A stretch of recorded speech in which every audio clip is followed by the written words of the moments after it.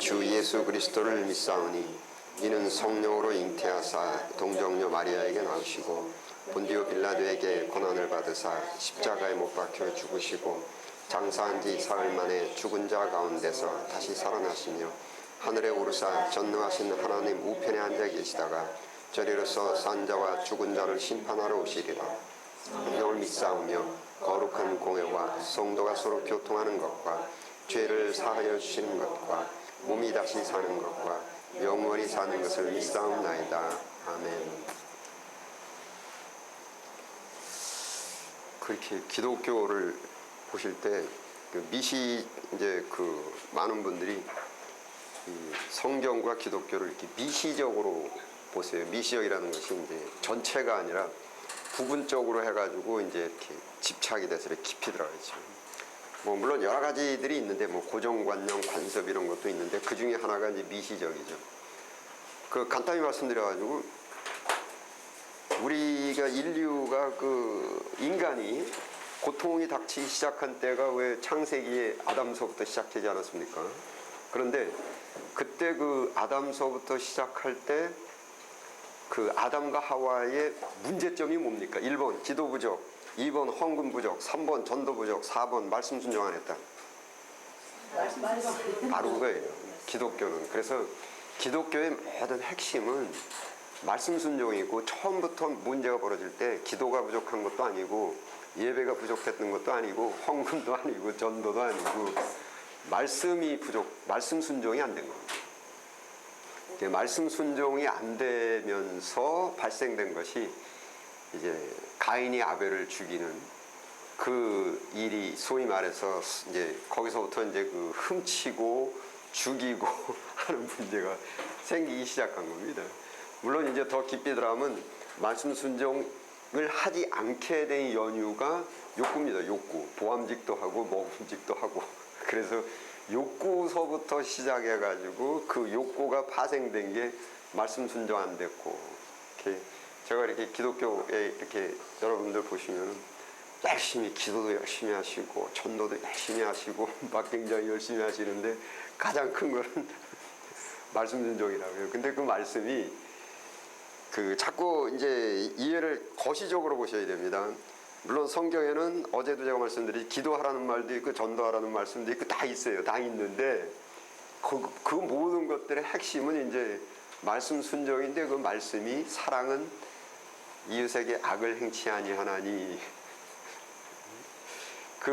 야고보서에 어떻게 되어 있습니까? 로마서도 그렇고 사랑은 이웃에게 악을 행치 아니하나니 사랑은 율법의 완성이다.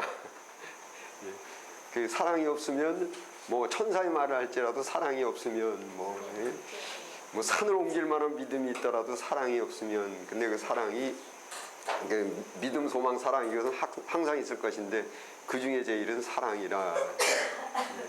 그래서 핵심을 이렇게 놓치시면 안 되고 기독교는 이제 사랑의 종교이고 그래서 이렇게 거시적으로 좀 보시면서 미시적으로 이렇게 하시고 해야 됩니다. 기독교 종교 심리학에 이런 말이 있습니다. 자학성 종교심.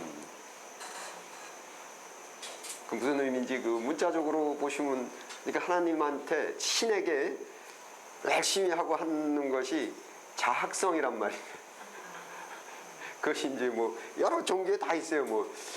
특히 힌두교 같은 데 보면은 가끔 텔레비 같은 데 보면은 그냥 이게 몸을 그냥 신 앞에서 그냥 막 꼬챙이로 뚫고 별거 다 하죠. 그래서 그런 게 자학성. 그리고 불교에도 도 닦는다 그러고 그 자학성이 있고 그게 인간 심리예요. 그러니까는 이제 자학이 왜 그러냐면은 자학이 이제 나는 죄인이다. 그래서 나를 부인하고 나를 없애는 것이 이제 자학이 돼버렸어요. 그게 죄라는 것은 심리적인 것이고 정신적인 것인데 육체에다가 이제 학대를 가해, 자기 학대죠. 이제 자기 학대를 가해가지고 여러분 종교개혁 시작될 때 마틴 루터가 언제 시작됐냐 하면은 중세사에 이제 나오는데 이 사람도 매일 자학을 했어요. 어떻게 자학을 했냐면은 매일 새벽에 일어나가지고 새벽에 그러니까 중세 때는 마틴 루터뿐만 아니라 이렇게 목에 칼아도 이게 여기서 못이 이제 안으로 들어가게 이렇게 해가지고 핀이 쫙 있어가지고 고개만 돌리면 찔리는 거예요. 이제 이렇게 똑바로 이렇게 하고 다녔고, 이제 루터 같은 경우도 이제 새벽에 일어나서 기도하고 뭘 했냐면 성전 그 계단에다가 밑에다 모래를 뿌리고 이제 맨무릎으로 그 계단을 오르고 내리고 이랬거든요. 이제 그게 왜 그러냐면 나는 죄인, 나쁜 놈이다, 죄인이다 해가지고 새벽에 일어나서 자학을 했어요. 그 맨날 찢어지고 피나고 그냥 모래가 맥히고 뭐 그러니 울부짖어 기도하고 그러면서 나는 죄인이다. 그러다가 퍼뜩 무슨 생각이 들었냐면 의인은 믿음으로 의롭게 되나니 자학이 아니로구나. 이 모습 이대로 날 봐도 없어서 하고서 내가 자기 부인 해가지고 확 거기서부터 변하면서 종교개혁이 일어난 겁니다. 의인은 믿음으로 사나니 해서 행위에 무슨 자기 학대를 하고 이런 게 아니다. 그리고 이제 종교개혁의 네 번째가, 네 단계가 오직 성경, 오직 예수, 오직 믿음, 오직 은혜. 그래서 우리가 은혜로 구원을 받는 것이 자기 학대를 해가지고 나를 막 뭐 때리고 뭐 못 살게 굴고 이래가지고 되는 게 아니다. 은혜다. 그러니까 은혜는 뭐냐면 감사하면 되는 거다. 진심으로. 나 같은 죄인을 구원받게 해주셔서. 예. 그래서 제가 이 말씀을 왜 드리냐면 한국의 기독교가 열심히 하시는 분들이 그 종교개혁 시대 때의 그 문제였던 그 자학성 기독교가 좀 그런 것이 제가 보여요. 물론 저도 그랬어요. 저도 뭐 새벽기도 빠지면 큰일 났죠. 뭐 새벽인지 일주일에 뭐 예배를 열몇 번을 드리면서 뭐 기도도 뭐 한 20-30분 하면 안 됐어요. 최소한 1시간은 채워야 됐고. 그러니까 저도 기도할 때, 한참 기도할 때 이게 그 가죽 혁대가 이게 이렇게 풀러보면 가죽 혁대 속이 이렇게 얼룩이 이렇게 있어요. 땀 때문에. 기도를 해도 그냥 맨숭맨숭 기도하면 안 되고 그냥 세게 기도하니까 겨울에도 땀이 줄줄 나세요. 또 그냥 강대상 앞에서 그냥 그냥 온몸에 힘을 주느라고 그것도 모자라면 이렇게 교회 그 짓고 하는데 그 이제 택지 부지 조성하고 이러는데 거기 나무 숲 속에 가서 나무 부둥켜 안고 지내고 한번 하면 1시간 이상은 해야 뭐 저도 뭐 방언도 하고 뭐 그냥 울부짖어 기도도 하고 그거를 한 1-2년을 했어요. 저도 그랬는데 어느 날 갑자기 생각해 보니까 이게 아니더라. 이건 뭐 잘못됐지. 기도라는 것도 쉬지 말고 기도해라. 그러니까 쉬지 말고 기도하라. 그러면 현재 내가 지금 새벽에 이렇게 하는 것이 조금 뭐 문제가 있다. 쉬지 말고 기도하라 그랬는데 아니 그럼 아무것도 안 하고 그러면 기도만 하라는 말인가. 그러면 지금 모순이 치는 거예요. 쉬지 말고 기도하라는 거. 그러면 이게 지금 기도라는, 어제도 제가 뭐 해석이 잘못되면 모순이 칩니다. 이게 지금 뭐가 지금 이런 걸 이야기하는 건 아니지 않느냐 해서 이렇게 그 하는데, 이제 미국의 청교도 미국 목사님들은 이렇게 복독하면서도 God reigns, God reigns, God reigns 지금 기도하는 거예요. 즉 하나님께서 다스리신다. 하나님께, 그게 뭐냐면 이분이 한 분이 제가 오래전인데 학교에서 그 소위 면직을 당했어요. 이제 과실인글로 해가지고 면직을 당하셨는데 그 면직을 내린 그 이사회가 나를 면직시킨 것이 아니라 하나님께서 이 사람들을 여기서 하셨다라는 것을 쉬지 않고 기도하는데, 소위 자기가 갖고 있는 어떤 섭섭함이나 분노를 이제 다스리는 방법이 쉬지 않고 기도하는데 하나님께서 하신 것이다. 하나님께서 하신 것이다. 하나님께서 하신 것이다. 이거는 나랑 친한 저 이사회에 있는 이 사람들이 그럴 수가 있느냐, 이사진들이 한 것이 아니라 하나님께서 하셨다. 하나님께서 하셨다. 하나님께서 하셨다. 이분이 입에 그냥 중얼중얼 하면 학교에 그 복도를 왔다 갔다 하면서 중얼중얼. 그래서 제가 보니까 저게 쉬지 않고 기도하는 것이다. 자칫 잘못해서 내가 육신에 빠져가지고 인간의 역사, 인간이 나를 면직시킨 것으로 하게 되면은 문제가 생기니까 쉬지 않고 기도해서 내가 육에 빠지지 않고 하나님의 존재를 이제 절대 통치, 100% 통치를 이제 상기시키기 위해서 다니면서 God reigns, God reigns, God reigns. 그래서 저도 사실은 뭐 지하철이고 어디고 뭐 앉았을 때나 쓸 때나 뭐 깜빡깜빡하고 좀 저거 할 때마다 제가 그냥 남들이 듣는 게 제가 입속으로 중얼중얼 내죠. 나 천지를 나의 도움이 어디서 올고 천지를 지으신 여호와께서는 이 세상의 형적은 지나갈 놈이로라. 예수님께서 말씀해. 이게 계속 이제 쉬지 않고 기도하는 거죠. 그래서 그런 것들이 이제 그 우리 총교도 서구 사회에서 이제 성경을 해석하고 뭐 그런 것들이 이제 한국하고 그 기독교 문화도 조금 이제 다른 그런 습성입니다. 그래서 뭐 제가 볼 때에 너무 그렇게 그 자학적 그런 거 하지 마시고 은혜로. 그래서 기독교는 그겁니다. 속죄와 감사. 자학 아닙니다. 속죄 잘못했습니다 하나님. 그리고 은혜에 감사합니다. 두 개 은혜. 그래서 우리 안예희 교수도 한 10년 전에 처음에 왔는데 미국에 와가지고 저희 학교에 왔는데 자 한국에서는 그냥 거의 자학적 신앙생활을 했거든요. 눈물 뿌려 기도하고 뭐 그냥 전도한다고 나가서 하고 그랬는데 미국에 와서 보니까 너무 편해. 야 내가 그러니까 저한테 와가지고 상담한다고 와가지고 이렇게 하나님 앞에 이렇게 내가 편해도 되겠는가. 그 제가 그랬어요. 진심으로 감사하십시오. 진심으로 감사하고. 왜냐하면 예수님을 믿는다는 것은 수고하고 무거운 짐진 자들아 다 내게로 오라.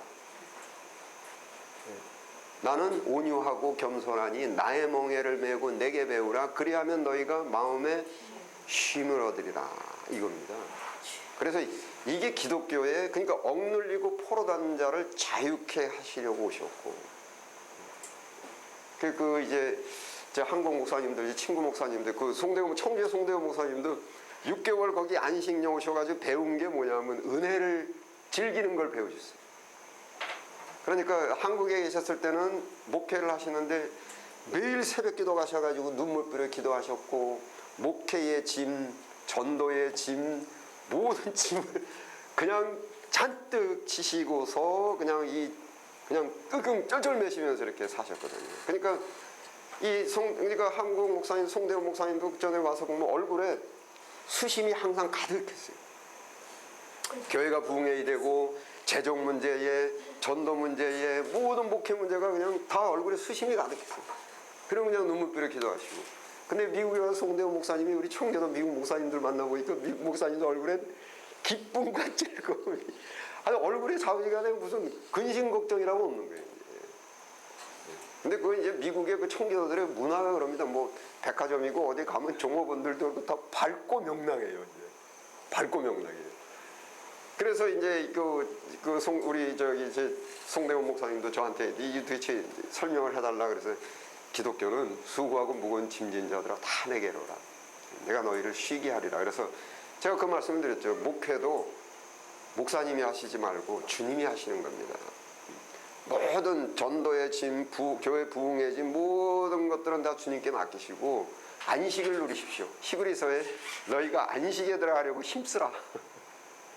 안식을 누리십시오. 단 악하고 게으른 종이 되지 않으려고는 최대한 노력을 하셔야 되는데, 악하고 게으른 종은 뭐냐면 이 모습 이대로 최선을 다하는 겁니다. 그 대신 그 최선이 일단 내가 기쁨과 명랑함을 잃어버리면 지금 도가 넘친 거예요. 그래서 아주 재미있는 이야기가 있습니다. 한 시골에 버스가 이렇게 쫙 가는데, 이 예화 아시는 분 계실 겁니다. 버스가 이렇게 가는데, 거기 한 할머니가 이제 그 시골길에 짐을 들고서 낑낑 걸어가시는 거예요, 이제. 그래서 버스 운전하시는 분이 그 앞에 서가지고, 할머니 빨리 타세요. 그래서 할머니가, 아이고, 고맙습니다로 버스를 탔어요. 그 한참을 가는데, 이 운전을 하시는데, 뒤에서 끙끙 소리가 나는 거예요. 그래서 이러고 보니까 짐을 지고 계신 거예요, 이제 버스 안에서. 그러니까 할머니 왜 짐을 지고 그러시냐 그러니까는 이제 할머니가 얘기가, 내가 미안하게 낚아 태워줬으면 되는데 짐까지 내가 태워달릴 수 있나? 기독교가 여러분 목사 됐다고 해가지고 내 주님께 이 짐을 다 맡기면 되나? 그래도 조금은 내가 지고 있어야지. 이게 잘못된 거예요. 다 놓고, 그러니까 모든 책임을 이게 주님이 주인. 우린 종업원이 종업원. 무슨 다 주님께서 하신다. 그래서 이게 이렇게 신앙생활을 하시고 목회를 하시고 이러는데 그냥 집착하고 그냥 반드시 내가 이 교회를 부흥시켜야만 되고 저 사람을 반드시 전도해야만 되고 이런 짐을 지시면 안 돼요. 왜냐하면 이게 그 말 나와서 제가 잠깐만 더 말씀드리면 여러분 짐이라는 것이 물리적인 짐은 제한이 되어 있습니다. 말하자면 제 몸무게로 제가 뭐 짐을 뭐 얼마나 무겁게 질 수가 있겠습니까? 그러나 마음의 짐은 이게 제한이 없습니다. 뭐 내 인생의 짐, 아이들 인생의 짐, 우리 교회의 짐, 온 세계 평화의 짐, 대한민국의 짐 다 질 수 있어요. 마음의 짐은. 그런데 마음의 짐을 지시게 되면 어떤 현상이 일어나냐면 영혼이 지치고 병듭니다. 예. 소위 맑은 영혼, 건강하고 깨끗한 영혼이 지켜지려면은 평화로다. 내 영혼에 맑은 가락이 울려나네. 여기에서 영혼이 깨끗하고 맑고 명랑하고 건강하게 지켜지는 겁니다. 여러분 마음의 짐은 24시간 질 수 있습니다. 꿈에서도 짐집니다. 그러면 아주 영혼은 진짜 병들고 지치고 힘듭니다. 그래서 모든 짐을 주님께 다 맡겨놓고 맑은 영혼, 그 평강한 영혼. 자, 이제 목회에서 이제 교회 지도자 이제에서 이제 교회론을 이제 해야만 이제 그 예배학으로 돌아갈 수가 있는데, 예를 들면은 이제 어떤 게 있냐면은 그 답만 하는 게 있고 그 답이 파생되게 된 과정을 하는 것이 있고, 그러니까 지난주에 제가 말씀드렸나, 예를 들면은 그 뭐 밤에 손톱 깎으면 안 된다. 이건 짐이거든요. 이건 이제 그 형식이거든요. 답이라고요. 답. 그게 왜 거기서 파생이 돼서 나왔냐면은 본질이 이게 그때 옛날에 촛불이나 호롱불을 켜고 이제 손톱을 깎으면은 우선 비용도 많이 들어가고 손톱도 이제 다칠 우려가 있으니까 낮에 밝은 햇빛에서 해라라. 그래서 밤에 손톱 깎으면 안 된다라는 것은 귀납이 된 결론이거든요. 근데 그게 귀납이 된 결론의 원인을 알아야만, 이게 세월이 흘러가가지고 전기가 발명이 되면은 그때 귀납된 결론, 이것이 탄력이 돼가지고 유동적으로 변형시킬 수가 있는 거거든요. 그런데 여기서 그 원인, 본질적으로 왜 그렇게 귀납의 결론이 됐는가를 알지 못하고 답만 알고 밤에 손톱 깎으면 안 된다라는 것만 갖고 있을 때 전등이 발명이 되고 다 됐는데도 아직까지도 밤에 손톱 깎으면 안 된다라는 율법을 갖고 있어요. 이게 문제입니다. 이게 예배학도 그렇고 기도도 그렇고 모든 것이 다 그렇습니다. 예, 뭐 언제는 기도를 해야 된다, 뭐 이렇게 기도해야 된다, 그다음에 예배는 이렇게 드려야 된다. 답만 알고 있을 때 문제가 뭐냐면 지금 그것이 변혁이 돼가지고 이렇게 돼야만 되는 것인데 아직까지도 그냥 그 밤에 손톱 깎으면 안 된다는 걸 꽉 붙잡고 있게 돼버립니다. 이것이. 예. 이게 이제 그게 사복음서의 유대인들이에요. 사복음서 유대인들. 그래서 이게 중요한 것이 이제 예배, 기도, 뭐 찬송은 뭐고, 또 뭐 그 예배에서도 이제 개회 기도는 뭐고, 개회 찬송은 뭐고, 이제 그 여러 가지의 예배에 나와 있는 것도 그 본질. 우선 제일 저게 예배란 뭐냐. 이제 그런 것들이 이제 본질적으로 알아야만 상황에 따라서 그것이 발전적으로 될 수가 있고 또 변혁될 수가 있고, 히브리서 기억나시죠? 제사 직분이 뭡니까? 어떻게 나와 있죠? 단어가 바뀌었은즉 이렇게 돼 있죠. 제사 직분이 바뀌었은즉. 예, 그다음에 율법도 바뀌어야 된다. 그게 신약입니다. 그것이. 그런데 유대인들의 문제점은 그냥 옛날 그대로 다 갖고 있었던 거예요. 이게 왜 그랬냐면 본질을 몰라요. 예, 그 귀납되게 된 그 원인을 모르고 그냥 답만 갖고 있다 보니까 지금은 이제 변혁, 예수님이 오셔서 지금 그 변혁을 이렇게 말씀을 하시고 이랬는데도 그냥 거기에 이제 붙잡히게 됩니다. 그래서 그게 계속 가면은 그냥 계속 요즘도 밤에 손톱 깎으면 안 된다, 밤에 손톱 깎으면 이런 식으로 이제 신앙생활도 돼버립니다. 평신도들은, 그러니까 교회 지도자들은 어차피 평신도들은 그걸 다 배울 수는 없으니까 평신도들은 이제 그런 것들을 배운, 교육을 받은 이제 지도자들한테 배우고 따르는 것이죠. 그럼 지도자의 책임은 이제 그 모든 것들이 그 형식적으로 다 이렇게 답만 갖고 있는 것들의 본질을 알아가지고 이분들한테 이제 그 알려주셔서 그 밤에 손톱 깎아서 해도 됩니다. 그래서 이게 변형이 돼가지고 이렇게 해야 됩니다. 자, 이제 지금 이제 지난주에 한 것이 이제 성전과 회당, 그래서 특히 많이 이제 나오고 있는 이제 성전, 그래서 1차 성전은 이제 정리를 하면 1차 성전은 이제 지난주에도 했지요. 성막이었죠. 회막. 이렇게 해서 출애굽기 때 이제 1차 성전이 만들어져서 나왔고, 그 다음에 이제 2차 성전이 열왕기에 보면 이제 솔로몬의 성전이 있죠.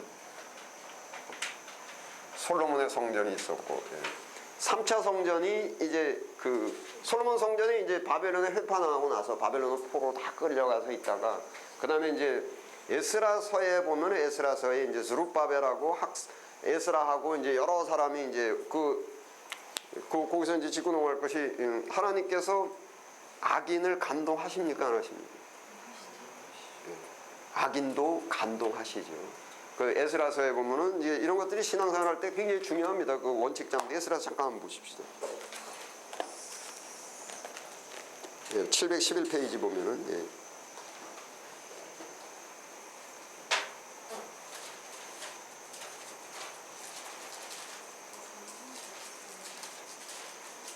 711페이지 에스라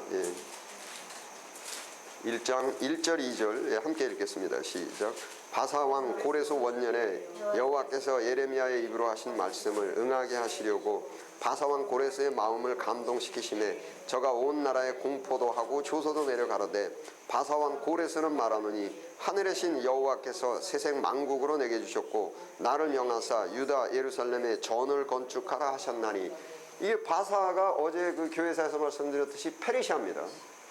다니엘서에 이제 바벨론으로 이제 다 이제 끌려갔지 않습니까? 근데 바벨론에 이제 벨사살 왕이 죽음을 당하고 페르시아가 이제 이제 식민지화 전부 한 거죠. 그래서 유대 민족들이 모두 끌려가 가지고 바벨론에 있다가 갑자기 이제 페르시아가 이제 올라왔는데 페르시아 나라에 이제 식민지 하에 있었는데 포로로 있는 겁니다. 포로로 있었는데 하나님께서 페르시아 왕 고레스 원년에 초대 왕 때 예레미야의 입으로 하신 말씀을 예레미야서에 내가 너희들을 돌아오게 하리라 이랬거든요. 이게 하나님의 역사입니다.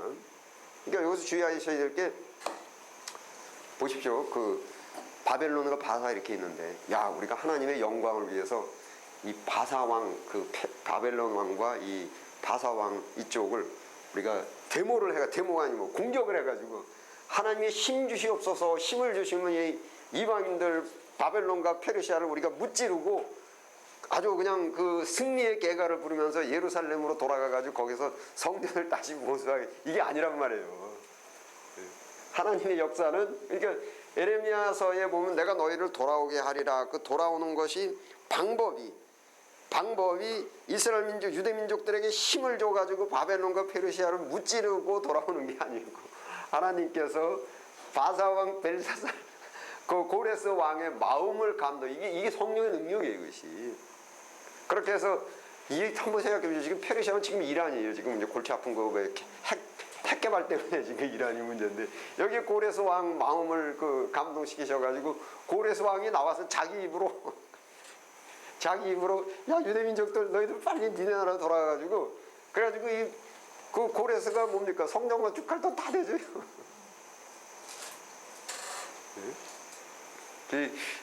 이제 제가 가끔 말씀드리면, 제가 어떤 분한테 권유해서 이거 좀 하시죠. 근데 안 하겠습니다. 그러지 말고 하시죠. 한 3번 제가 여쭤보는데 그래도 안 한다 그러면은 이게 안 하는 게 하나님의 뜻이. 왜냐하면은 하나님께서 사람들의 마음을 감동. 저기 마태복음에 보세요. 마태복음에 보면 예수님께서 그러시지 않습니까? 제자들한테, 야, 나 저기 예루살렘에 들어가야 되는데 나귀 새끼 타고 가야 되는데, 그러니까 제자들이 나귀 새끼가 어디 있어요? 돈도 없고. 저 시장 거기에 가가지고 나귀 새끼 하나 서 있는데 끌고 와라. 그러니까는 이제 가서 돈 주고 끌고 와야지. 야, 주가 쓰고자 한다 해라. 가가지고 끌고 왔는데, 너 이거 왜 끌고 가게? 주가 쓰신댄다. 그러니까 가져가라, 그냥 가져가라. 여러분, 이게 하나님의 역사입니다. 그러니까 예수님께서 다니시면서 이거 뭐 생전 처음 보는데 베드로한테 야, 너는 그 그물을 놔두고 날 따르라. 따라오고. 예? 그 뭐 마태도 뭐 세리 마태도 날 따르라니까 누구 따라오고. 예, 이게 하나님의 역사입니다. 이것이 뭐 그냥 가서 그냥 감언 이설과 뭐 해가지고 사람을 끌고 이게 아니고, 이게 전능하신 하나님께서 성령의 그 능력이고 사역입니다. 사람의 마음을 악인이라도 감동을 시켜가지고 하나님의 뜻을 이루어 가신다는 겁니다. 이것이. 그래서 이 성경을 잘 이해하시기 바랍니다. 그렇게 하지 않는 것을 소위 인본주의라고 합니다. 교회 성장이라든지 뭐 교회 사람이 많아진다든지 뭐 이런 것들도 사실은 전부 하나님한테 달려 있어요. 그냥 가서 그거를 이런 것들을 이제 이런 성경 신학을 무시하고 이제 인위적으로 하려고 할 때 이것이 사실은 성령과 하나님의 능력을 제한시키는 겁니다. 그리고서 사람이 나서서 뭐 이것저것 감언이설을 하려고 하고 뭐 그냥 강제로 하고 뭐 이렇게 되면 이제 이상해지는 거죠. 어쨌든 여기서 이제 그 3차 성전이 스룹바벨하고 이제 에스라 해가지고 여러 사람이 와가지고 스룹바벨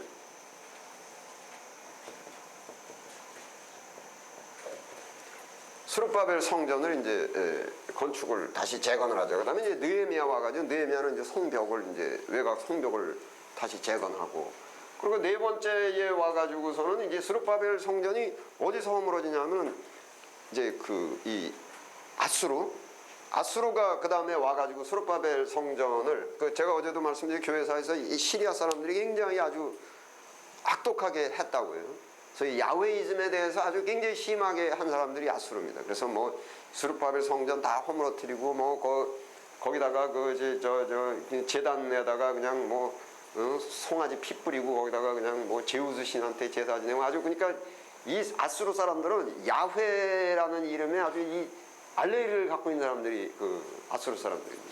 이게 지금 이제 스룹바벨 성전이 거기서 허물어졌어요. 그 다음에 이거를 네 번째 성전, 그 다음에 누가 재건했죠? 헤롯이 이제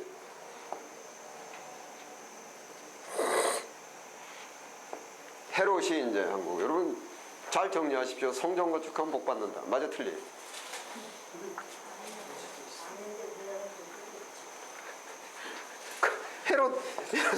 헤롯, 그러니까 여기에 그 문헌에 나와 있기는 이 네 가지 성전 중에서 가장 웅장하고 아름다운 성전이 어떤 것 같아요? 헤롯 성전입니다. 그래서 제자 베드로인가 누구 예수님한테 성전을 보셨습니까? 왜냐하면 그 시대에 어떤 말이 있냐면 헤롯의 성전을 보지 않고는 아름다움에 대해서 논하지 말라, 이런 말이 있었어요. 이만큼 그래서 이게 이제 헤롯 성전이, 그러면 성전이라는 개념이 뭐냐면은 성전이 되기 위해서 반드시 있어야 되는 것은 언약궤입니다. 언약궤가 없는 성전은 그냥 건물입니다. 언약궤가 있을 때 그걸 성전이라고 이야기하고, 이제 출애굽기 때도 성막, 회막인데 회막은 하나님과 만나고 했을 때 하나님과 어디서 만나냐 하면은 언약궤에서 만나는 겁니다.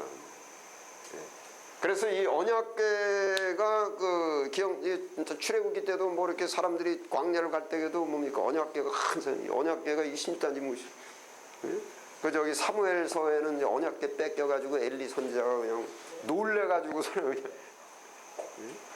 그러면 언약궤라는 것도 이거 언약이 들어가 있는 상자입니다. 상자. 그러면 이 안에 들어가 있는 거는 십계명입니다. 십계명과 율법입니다. 그래서 중요한 것은 이겁니다. 이게 알맹이입니다. 그래서 이 십계명이 없는 언약궤는 그냥 상자고, 이 십계명이 들어있는 언약궤가 없이는 이것은 건물이고 이렇게 되는 거죠. 그래서 이 문제를 잘 정리를 하셔야 됩니다. 그러니까 제일 처음에 제가 말씀드렸듯이 아담과 하와 때부터 인간이 잘못되기 시작한 게 뭐냐면은 이겁니다.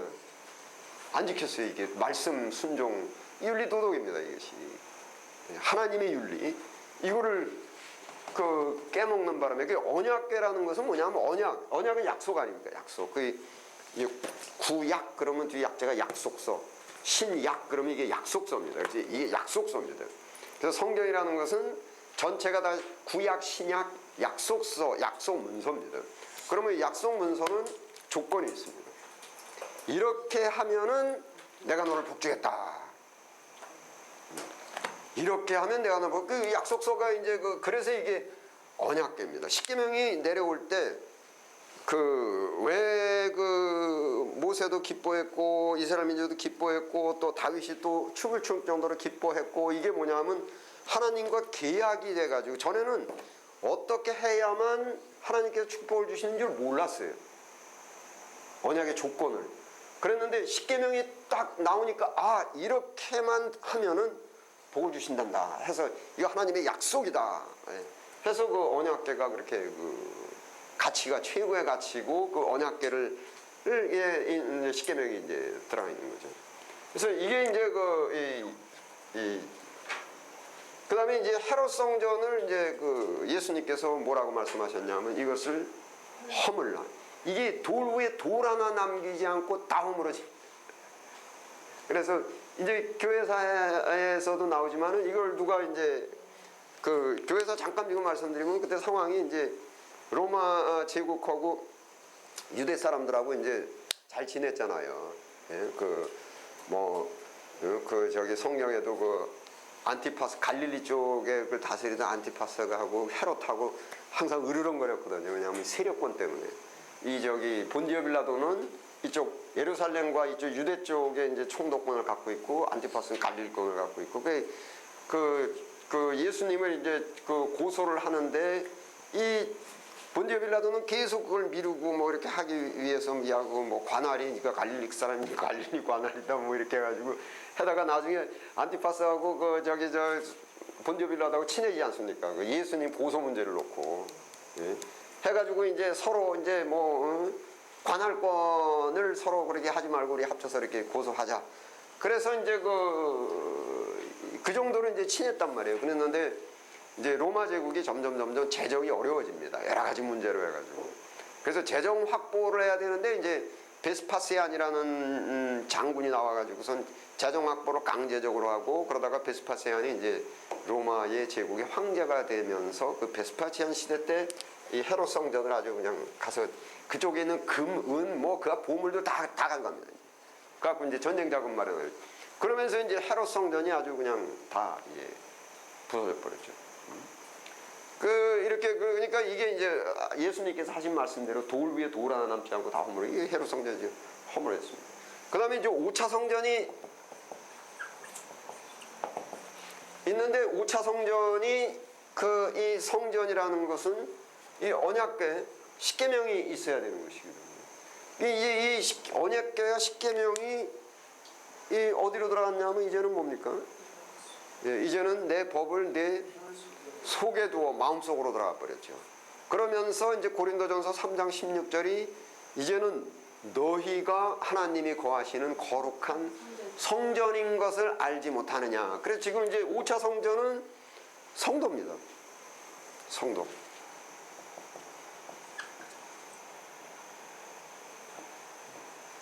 그래서 예수님께서도 뭐라고 말씀하셨냐면 이제 이 성전을 허물라. 내가 사흘 안에 다시 일으키겠다. 그것은 예수님의 몸을 말씀하시는 거죠. 그게 지금 우리 몸이 성전이에요. 그리고 언약궤 어디냐? 언약궤가 우리 마음속에 있고. 그래서 이 원칙을 잘 기억을 하셔야 됩니다. 그래서 그냥 일반적으로 막 부르지만 신학적으로 하면 지금은 5차 성전. 지금 있는 교회 건물들은 그 건물들입니다. 교회. 그래서 말씀드렸죠. 옛날에는 그걸 예배당이라고 했는데 예배당 그래서 그게 이제 신학적으로는 맞아요. 회당, 예배당. 제가 노래도 불러드리고 그랬죠. 예수 사랑하려고 예배당에 갔더니 눈 감으라 해놓고 신발 훔쳐가더라. 날 잡아잡수. 그게 예배당이 맞아요. 그런데 이게 1960년도 오더니 갑자기 성전이 돼버렸어요. 그러니까는 이게 왜 성전으로 해버렸냐는 것은 이제 대한민국에서 미국은 그런 게 없어요. 미국은 그런 말 용어가 없어요. 청교도들은 왜 그랬냐면 제 책에 교회들 오게 만들기 위해서 여기 하나님이 여기 계시다고 해가지고 이제 그런데 그게 큰 문제가 있어요. 호세아서 한번 보십시다.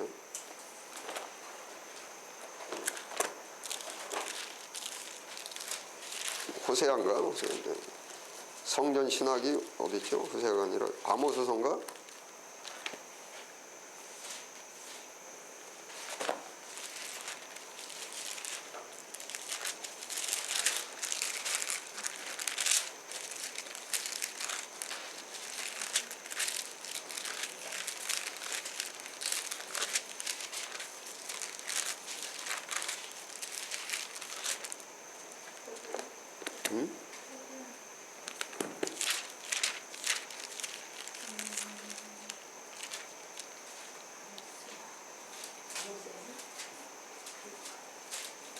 아모스 4장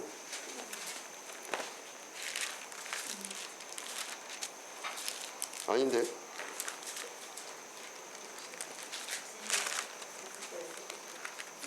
그것도 오래간만에 찾으려니까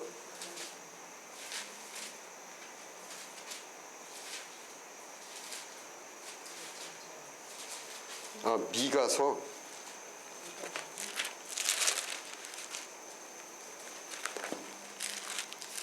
미가서 6장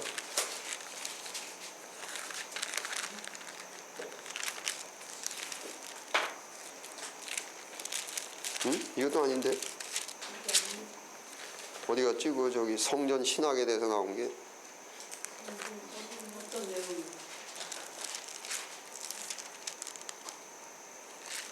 거짓 선지자들이 야 하나님이 여기 계시니까 걱정하지 말라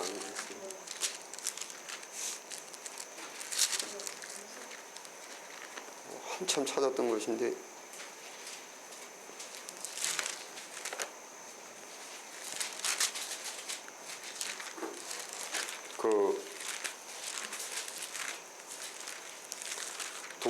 삭설 위하여 점을 치고 뭐 이렇게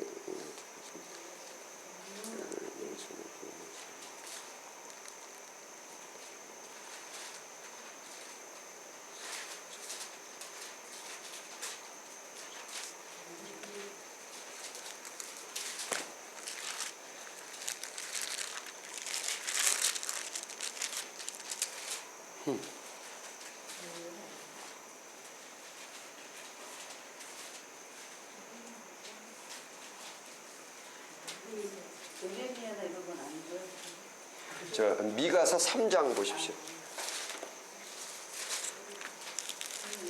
미가서 3장 11절.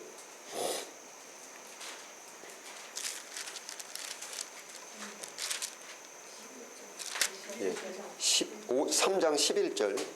10절, 11절 그 두 절 함께 읽겠습니다. 시작. 시온을 피로 예루살렘을 죄악으로 건축하는도다.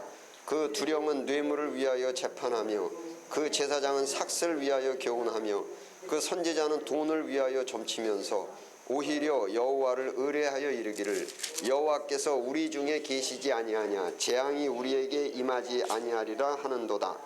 예, 이게 뭐냐면은 이게 이제 유대인들의 이제 성전 신학이라고 말해요. 성전 신학이 뭐냐면은 이게 헤롯 대왕 이전에 스룹바벨 성전을 지어놓고 어떻게 됐냐면은 원래는 이 성전은 언약궤와 십계명을 모셔놓고 지성소에 모셔놓고 언약으로 해가지고 십계명을 지키라 이게 그 솔로몬에도 나와 있죠. 그 왜 내가 이 십계명 이걸 율법을 지키지 않으면 이 전이라도 던져버리겠다.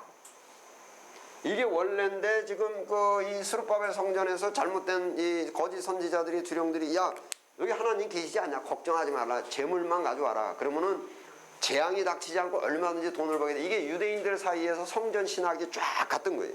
그래서 어떤 뭐 십계명을 지키면서 말씀을 순종하고 도둑질하지 말고 간음하지 말고 뭐 이런 것들을 이렇게 이런 그 생활이 됐어야 되는데 그거는 하지 않고 여기 하나님이 계시니까 걱정하지 말라 하고 재물만 가져와라 이렇게 돼서 이게 쫙 내려왔습니다. 내려와가지고 예수님께서 오셔가지고 가보니까 이제 그 성전 주변이 뭡니까? 전부 동판이잖아요, 전부. 그래가지고 예수님께서 이제 이 성전을 허물라 이렇게 된 겁니다, 이것이. 그래서 이게 이게 유대인들 때부터 계속 내려오는 그 성전 신학이 돼버렸어요. 여기 걱정하지 말라. 성전에 들어오면은 여기 하나님이 계시고 여기서 하나님을 만나고 여기서 기도하면은 하나님께서 다 들으시고 이렇게 돼버렸던 거죠. 그 저기 그 솔로몬 그 성전 한번 보십시오. 그 열왕기상 8장.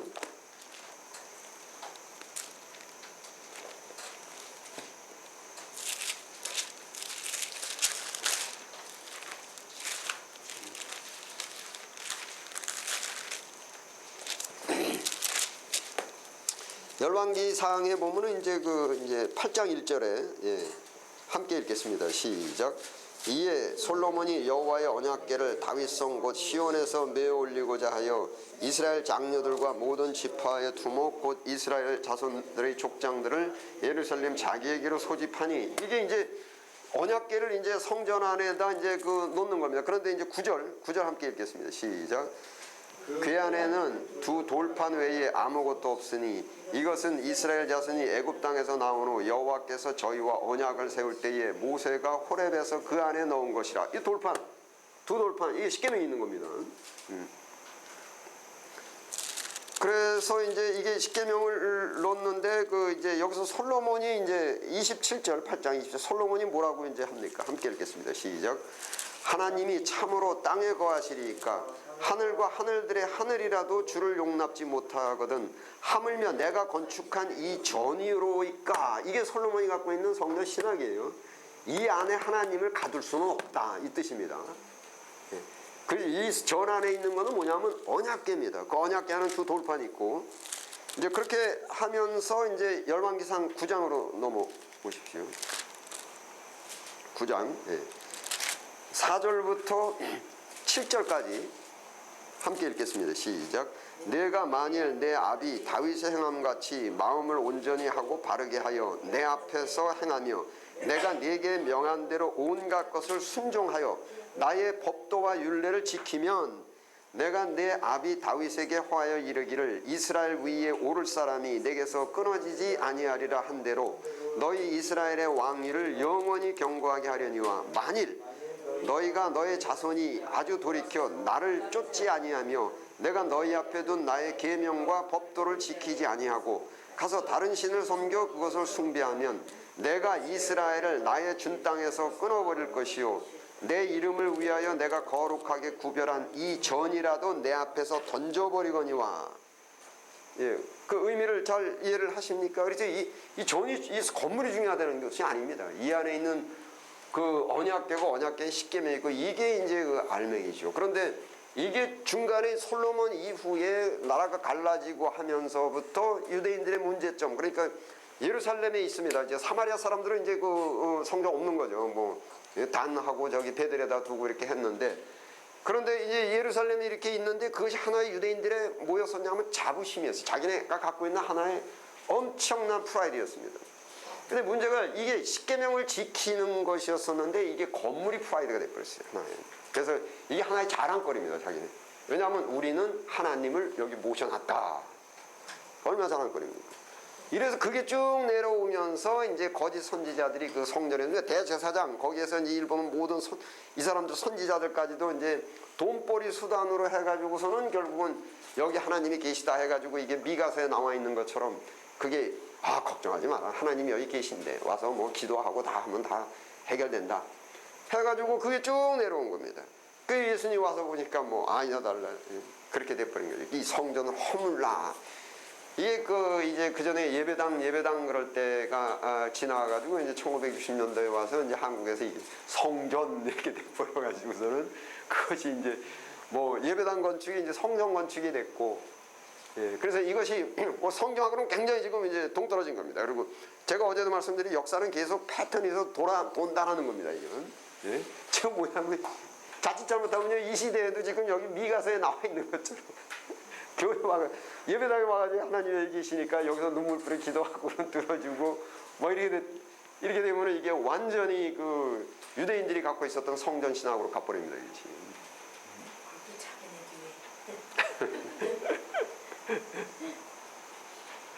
그래서 지금은 이제 그 성전이 성도가 됐고 그 왜 그렇게 됐냐면 이제는 내 법을 너희 속에 두어. 그래서 그 성전에 대한 이 원칙을 잘 이해하시고 이제 그 뭐 예를 들면은 여러분 구약 때 이 교회가 어디에 있었냐면은 광야에 있었어요. 그 사도행전에 보면은 광학교회 그렇게 나오잖아요. 교회라는 것은 성전들이 모인 것이 교회입니다. 그 주의 뜻대로 이제 그 거듭나서 부르심을 입은 자가 그러니까 한자어로 그냥 교회입니다. 교회. 그 회입니다. 회. 당학은 틀려요. 건물하고는. 회라는 것은 사람들이 모인 집합체. 그래서 이 회가 광야에 있으면 이제 광야교회예요. 이 회가 누구 가정집에 있으면 가정집에 있는 교회가 거기 있는 거예요. 그러니까 교회가 천막 안에 들어갈 수도 있고 교회가 광야에 있을 수도 있고 교회가 가정집에 있을 수도 있고 가장 중요한 것은 뭐냐면은 사람들입니다. 사람들. 그 예수님께서 사람들을 피로 사서 피값으로 교회를 사셨다고 했죠. 그게 뭐냐면 한 사람 한 사람들을 피값으로 사신 거 아니에요. 여기 이렇게 모여 있으면은 이게 교회인데 피값으로 그 교회를 사서 제일 귀한 게 그 사람이거든요. 그래서 사람의 회. 이 개념을 자꾸 지금 이 본질이 잘못돼가지고 요즘 교회 그러면 건물이지. 이 거의 그냥 고정관념화가 돼가지고 교회 그러면 건물로 이렇게 된단 말이에요. 예수님 이 시대 용어로 뭐라고 하실 것 같습니까? 자기가 이 건물을 허물라. 이 중세 때 왜 저기 캐톨릭에서 면제부 팔고 뭐 부정부패 많이 했잖아요. 그 돈 어디다 쓰려고 했냐면은 건물 지려고 했어요.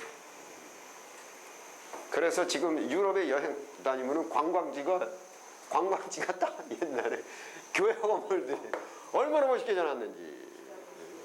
근데 지금 그거 다 뭐로 쓰냐면 호텔로 쓰고 술집으로 쓰고. 참 이게 제가 초면에도 말씀드리면 이게 건물에 들어갈 돈으로 사람을 사야 돼요. 예수님의 피값으로 건물을 사시는 게 아니라 예수님 피값으로 사람을 사시거든요. 그래서 가장 중요한 게 사람을 사는 겁니다. 사람을. 결국은 건물이나 이런 것들은 다 허물어져 버리고 그러니까 중세 캐톨릭의 실수를 그러니까 이 실수가 여기서 실수했어요. 구약에서 유대인들이.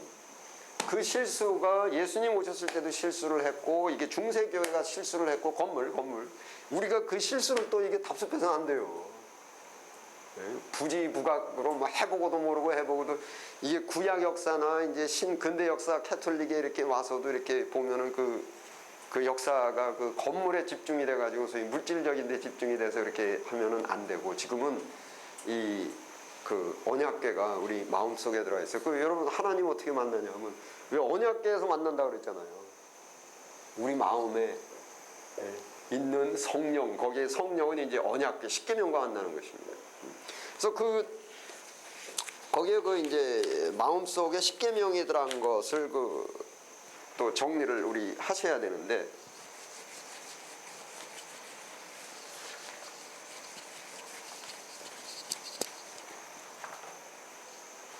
그 십계명이라는 것이 이제 어떤 이제 것이냐면 이제 이 타이폴로지 그래서 모형론이라고 있는데 모형론 유형 모형 그렇게 해가지고 이제 그 형이 있는데 이쪽은 구약 여기는 이제 신약의 이제 모형을 해가지고 이렇게 비교를 하는 것인데 구약에는 이제 유월절이죠.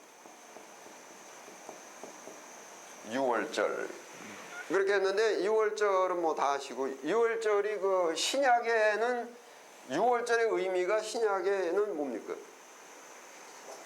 유월절이 뭡니까? 죄가 넘어가는 거죠. 유월. 그래서 넘어가는 건데 양의 피를 임방에 바르고 했을 때 그 피가 묻어 있는 집은 이게 사망이 넘어가는 거예요. 이게 신약에서는 뭡니까? 그 개념이 십자가 아니에요. 십자가에 피뿌림으로 해가지고 넘어가죠. 그러면 여기 구약에서 유월절 그 다음이 출애굽기 34장 한번 보십시오.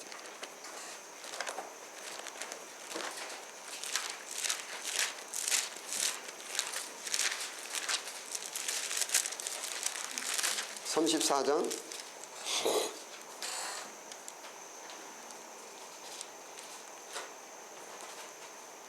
예, 보면은 이제 그 요 6월절에서 22절 예, 함께 읽겠습니다. 시작. 77절부터 주의 70절 지키고 세 마리는 수정을 지키라. 예, 77절. 근데 18절 한번 읽으세요. 18절 시작. 너는 무교절을 지키되 내가 네게 명한 대로 아비벌 그 기간에 7일 동안 무교병을 먹으라. 이는 내가 아비벌에 애굽에서 나왔느니라. 그러니까 애굽에서 나온 게 6월절입니다. 이제 피가 넘어가 가지고서는 너희는 빨리 탈출을 하는데 뭡니까? 그 저기 쓴나물을 먹으면서 그 다음에 그 unleavened bread 빵에다가 뭐 이렇게 그 부드럽게 입을 부드럽게 할 수 있는 소다를 넣지 말고 그냥 뻣뻣하고 딱딱한 걸 먹어라. 이게 뭐냐면은 기억하랍니다. 기억하라. 소위 뭐 우리 사자성어로 하면은 와신상담입니다. 소위 그때의 그 6월절에 그 이제 하나님께서 그 피의 은혜 그거를 기억하라는 게 무교병을 먹고 쓴나물 먹고 그게 무교절인데 그래서 6월절입니다. 그때가. 그런데 무교절에서 6월절에서 그 중간에 뭐가 있냐면 77절이 있죠. 77절이 있죠. 그러면 77절은 7 곱하기 7이에요. 이게 뭐냐면은 이제 7일씩 7번이라는 거예요. 예? 그 다음에 요 6월절에서 시작해가지고 77절 지난 다음에 어떤 사건이 일어났습니까? 예? 27절, 28절. 예. 함께 읽겠습니다. 시작. 여호와께서 오세에게 이르시되 너는 이 말들을 기록하라. 내가 이 말들의 뜻 너와 이스라엘과 언약을 세웠습니다 하시니라. 이게 뭐예요? 예, 28절. 너와 함께 40일 40야를 거기 있으면서 떡도 먹지 아니하고 물도 마시지 아니하였으며 너와 세상을 언약에 말씀하시되 그러니까 7일 지나고 무슨 사건이 일어났습니까? 십계명 받았죠. 이게 잘 이해하셔야 돼요. 십계명. 그러면은 6월절서부터 십계명 받을 때까지가 며칠이에요? 50일이죠. 50일. 보세요. 신약에 예수님께서 십자가에 못 박히시고 못 박히신 날로부터 50일째 되는 날을 뭐라 그러죠? 오순절이라고 말하는 거예요. 오순, 열순자예요. 오순, 그 오순절에 무슨 사건이 일어났습니까? 성령 사건이 일어났죠. 그러면 이게 구약에는 50일에 십계명을 줬죠. 신약에는 50일 오순절에 성령 줬죠. 그러면 이 성령 속에 뭐가 있는 줄 아세요? 내가 내 법을 이제 너희 마음판에, 여기는 돌판이죠. 돌판에 준 거예요. 여기 성령이 뭘 줬냐면 마음판에 준 거예요. 그러면 오순절에 성령이 무슨 의미를 갖고 있냐면은 십계명이 우리 마음판에 새겨졌다. 네. 이거를 혼동하시면 안 돼요. 그러니까 보세요. 예수님께서 그 저기 사복음서에서 여러 가지 쭉 말씀을 하셨는데 그 말씀들의 핵심이 뭐였습니까? 이래야 된다, 저래야 된다 하신 것들이 다 뭡니까? 십계명이에요. 십계명이 율법이에요. 야, 너희가 형제를 미워하면은 이미 살인하였다. 이성을 보고 음료를 품으면 이미 간음하였다. 오른뺨을 주님에 빼. 이런 모든 것들을 말씀을 십계명에 대해서 설명을 하신 게 항상 너희가 가서 계명을 지키라. 그리고 부자 청년한테도 그랬고 너희가 뭐 계명을 지켜 전부 계명을 지키라. 그러니까 지금 제일 처음에 그 아담과 하와의 문제점이 말씀 준비 안 한 거예요. 계명 안 지킨 거예요. 먹지 마라. 이거 계명이에요. 근데 중간에 와가지고 유대인들이 지금 잘못한 건 뭐죠? 계명을 어긴 거예요. 뭐 솔로몬 때도 그랬잖아요. 내 율례와 법도와 이 계명을 행하지 않으면 이 전이라 던져버리고. 그러면서 계명을 쭉 지키지 않아가지고 문제가 생겨서 예수님께서 오셔가지고 회개하라. 뭐 회개하라는 소리예요? 너희 기도가 부족했다, 헌금이 부족했다, 예배가 부족했다, 전도가 뭐 회개하라는 거예요? 계명을 안 지켰다. 그런데 왜 그러냐면은 율법주의는 뭐냐면 십계명과 율법이 어디 있습니까? 밖에 있어요. 그래서 못 지킨 거예요. 근데 이게 안 된다. 마음판에 새겨주겠다. 이제는 내 법을 너희 속에 두어. 에레미야에서 약속하셨죠. 속에 두어서 뭡니까? 계명을 지키게끔 만들어주겠다. 그 저기 에스겔서 보십시다.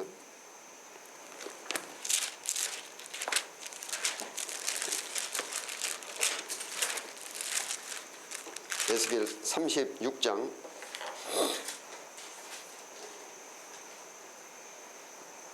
에스겔 36장 26절 27절 두 절 함께 읽겠습니다. 시작. 또 새 영을 너희 속에 두고 새 마음을 너희에게 주되 너희 육신에서 굳은 마음을 제하고 부드러운 마음을 줄 것이며 또 내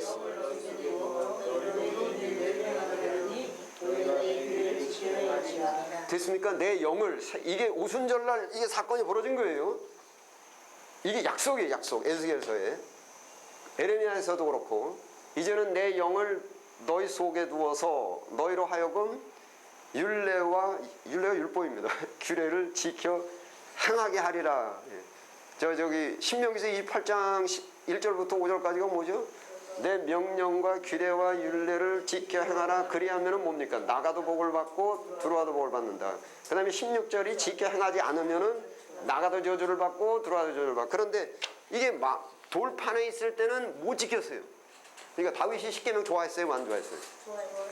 지켰어요? 못 지켰어요? 못 지켰죠. 왜냐하면은 돌판에 있었기 때문에.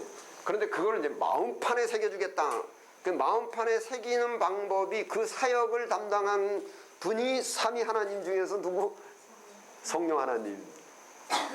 성령 하나님이 마음판에 새겨줘서 내 율례와 법도를 지켜서 행하게 만들어주겠다 이거예요. 그럼 보세요. 약속이 뭐냐면은 약속이 이걸 지켜 행하면은 들어와도 복을 받고 나가도 복을 받게 하겠다. 그런데 이거를 지킬 수 있는 능력까지 줘요. 성령으로.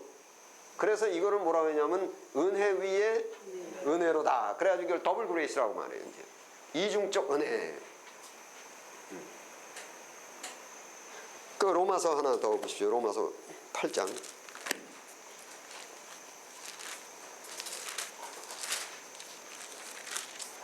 로마서 8장 4절 249페이지.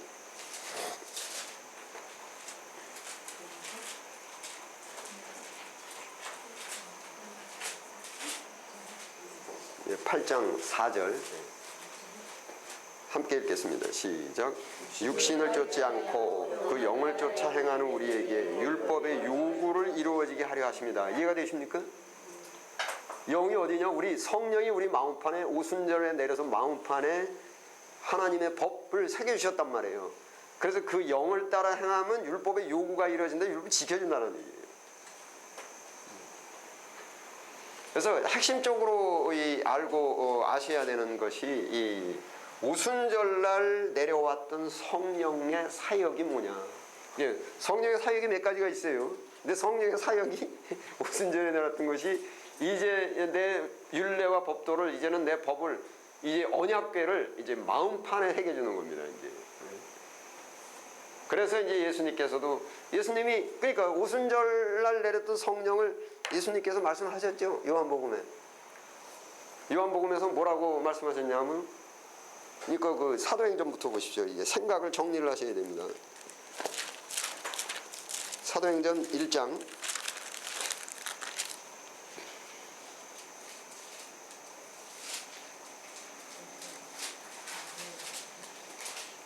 1장 사도행전 4절 5절 2절 함께 읽겠습니다. 시작.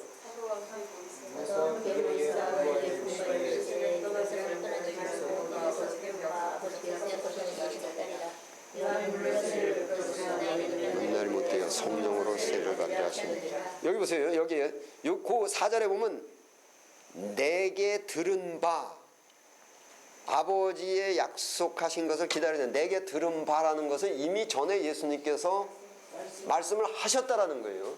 내가 전에 얘기를 했지 그것을 기다리라. 근데 그게 뭐냐면 성령이라는 소리예요. 그러면 언제 예수님께서 말씀하셨죠? 내가 떠난 십자가 지시가 오기 때문에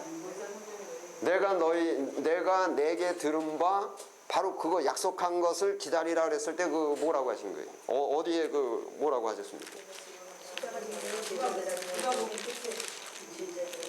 네, 누가복음 끝인데 거기도 성령이라고 나와 있는데 사역의 자세한 것은 요한복음입니다. 요한복음 14장 173페이지 26절 함께 읽겠습니다. 시작. 보혜사 곧 아버지께서 내 이름으로 보내실 성령 그가 너희에게 모든 것을 가르치시고 내가 너희에게 말한 모든 것을 생각나게 하시리라. 가르치시고 그러니까 예수님의 말씀을 깨닫게 하시고 생각나게 한다. 이해가 되셨습니까? 이게 사도행전 4절에서는 내가 너희한테 얘기한 것처럼 그걸 기다리라. 그리고 그거 받을 때까지는 뭡니까? 떠나지 말고 가만히 기다려라. 그랬는데 50일째 되는 날 진짜 오순절에 성령이 온 겁니다.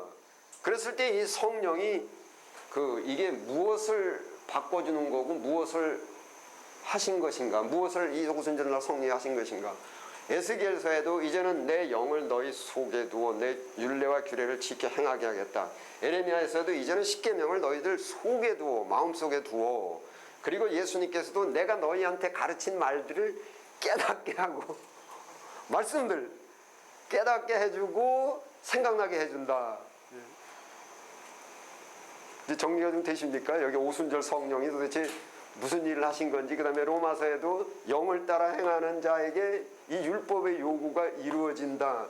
결국은 애초에 아담과 하와시 그것 때문에 이제는 성령을 주셔가지고 말씀을 순종하게 하겠다. 그 말씀이 십계명입니다. 그리고 십계명에 따른 모든 율법들입니다. 이게 정리가 안 되면은 여기 오순절에 내렸던 성령을 많이 오해를 합니다. 이게. 오래 왔어요. 그냥 풍성 좋은 것 같아. 그냥 오순절 그냥 순복교회면 이렇게 딱 그냥 고정이 돼버리는데 그게 아닌데.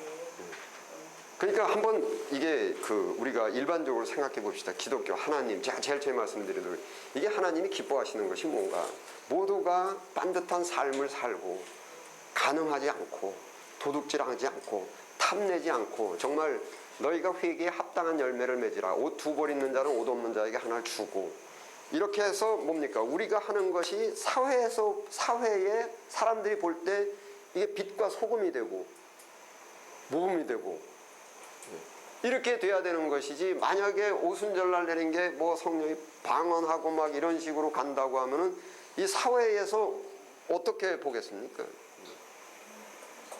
그건 아니거든요. 애시당초가 이게 기독교인들이 생활이나 모든 율례라든지 일상생활 이런 것들이 모두 이 세상의 빛과 소금이 되고 그래서 궁극은 기독교는 뭐냐면은 십계명과 율법을 지키는 거예요. 이걸 깨먹어가지고 그러니까 지금 이 사회가 이렇게 어지러운 이유가 뭡니까? 사람들이 전부 뭐 여러 가지 뭐 모질고 이웃을 돕지 않고 전부 이래가지고 이게 죄예요. 인간의 죄. 이래서 살기가 이러고 경쟁하고 그냥 남을 모함하고 자기의 이익을 위해서 남을 해치고 뭐 인정하고 이래가지고 이렇게 된 거거든요. 이게 지금 이 사회가 이게 죄예요. 이게 죄. 그 죄라는 게 딴 게 아니고 말씀을 깨먹어서 거기에 십계명을 주셨다고요. 그 로마서 하나 더 보십시다. 로마서 5장 246페이지 5장 13절 함께 읽겠습니다. 시작. 죄가 율법이 있기 전에도 세상에 있었으나 율법이 없을 때에는 죄를 죄로 여기지 아니하느니라. 이해가 되십니까? 문제는 죄예요. 근데 죄를 죄로 알지 못했는데 율법이다. 율법을 주셨다라는 것은 죄 문제가 율법을 어기는 거란 말이에요. 이게 죄란 말이에요. 이것이. 그래서 이 죄 때문에 율법을 어기기 때문에 살기가 이렇게 어려워진 거예요. 이게 하나님께서 아름답게 지으신 이 세상이. 그래서 이제 그 문제를 해결하는데 이게 돌판에 있을 때는 못 이겨요. 다윗처럼. 그래서 이제는 마음판에 새겨주겠다.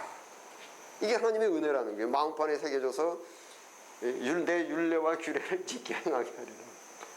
그게 지금 우리 마음판에 언약궤와 율법이 있어서 이게 우리가 성전인 것이고 영을 따라 행하는 자에게 율법의 요구가 이루어진다. 그래서 이런 특히나 이 오순절이 구약의 그 모형을 잘 이해하시고 6월절에서 7절 지나서 쉽게 나온 거예요. 49일, 50일 딱 되어 준 거고, 이 신약에 와서는 이제 십자가에 못 박히신 날로부터 50일 되는 오순절에 이제 성령 주신 것이고, 그게 성령이 십계명을 우리 마음판에 새겨 주신 것이고 정리를 하시기 바랍니다.